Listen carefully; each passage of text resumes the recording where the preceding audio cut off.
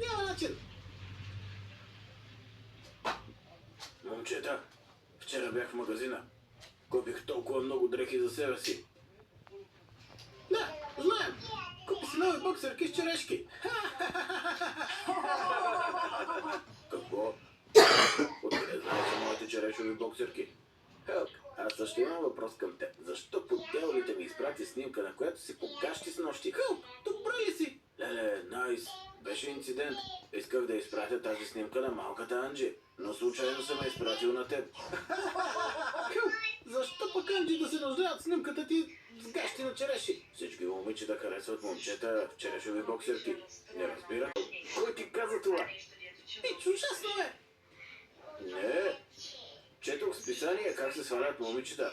И какво искате от мен? Хелк, ще ти издам една тайна, че момичетата харесват гащи на ягоди повече от гащи на череши. О, благодаря за съвета. Вие сте истински приятели. Кой ще дойде с мен днес на пазара за нови гащи с ягодки? О, аз съм. Днес съм заед. Съжалявам, човече, но обещах на Милана да отида с нея на кафе днес. Така че ще трябва сам да избираш гащите някак си. Добре, добре. Ще се оправя сам и без вас. Разбрали? Чакам те в туалетната на момичетата. Туалетната на момичетата? Добре, момчета, бягам. Имам нещо за вършене. Поскоро.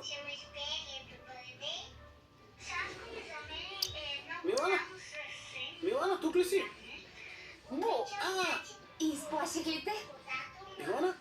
Помислих, че нещо се е случило. Че някой те е обидил. Не се тревожи, Камил. Всичко е наред накратко. Взеха един на друг. Обещание? Добре, но можем ли да го направим някъде другаде? Ами ако някой влезе и ме види тук? Камил, не се притеснявай. Всички са в час. Добре. И какво обещание да се... Добре, слушай внимателно. Обещай, че никога няма да гледаш други момичета, освен мен. Разбираш какво имам предвид? Обещано. Тогава аз също обещавам да не гледам други момчета, освен теб.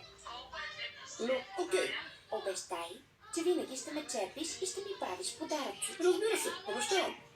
Между другото, днес те каня на кафе и искам да те почерпя с най-вкусния чизкейк в града. Тогава ми обещай, че никога няма да се разделим и като остареем ще се оженим. Леля, Милана, няма да е скоро. Аз мисля, че е твърде рано да мислим за това. Не разбрах, не искаш да се ожениш за мен ли? Милана, честно казано, не мисля за това.